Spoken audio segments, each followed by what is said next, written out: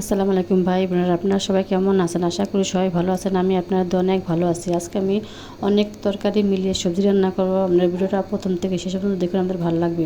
প্রথমে একটি কড়াই বসিয়ে দিলাম, দিয়ে দিলাম রান্না করার তেল। তেলটা গরম হয়ে গেছে, এবার দেবো পেঁয়াজ, রসুন, আদা বাটা দিয়ে তেলের সাথে মশলাটাকে আমি ভালোভাবে কষিয়ে নেব। মশলাটা কষানো শেষ, এবার দিয়ে দেবো পানি দিয়ে নাড়া দিয়ে দেবো। এবার দেবো 1 চামচ হলুদের গুঁড়ো, 1 চামচ মরিচের গুঁড়ো। হলুদ মরিচটাকে মশলার সাথে আমি কষিয়ে নেব।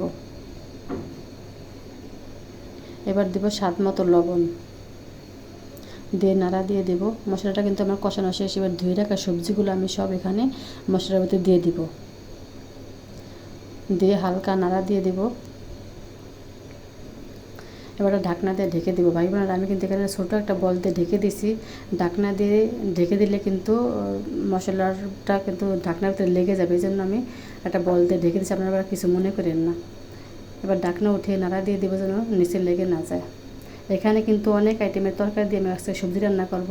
এখানে আমার পটল আছে, চিচিঙ্গা আছে, বেগুন আছে, তারপর আপনার ভেন্ডি আছে, পেঁপে আছে, মিষ্টি কুমড়ো আছে, আর অন্যান্য তরকারি আছে। সব মিলে আজকে সবজি রান্না করলাম, আর ভাবলাম যে আপনাদের সাথে একটু শেয়ার করে নিই। এবার ম্যাজিক স্বাদের একটা ম্যাজিকের মশলা আমি এখানে দিয়ে দিব। এটা দিলে কিন্তু সবজির স্বাদটা বাড়ে, এই জন্য।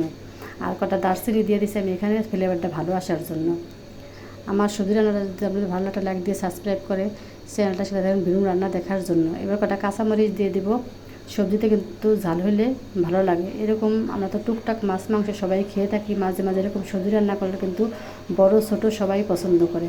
আমার সবজি রান্নাটা হয়ে গেছে, এবার নামিয়ে নিলাম। আজকের মধ্যে এখানে শেষ করলাম। সবাই ভালো থাকবেন, সুস্থ থাকবেন। আল্লাহ হাফেজ।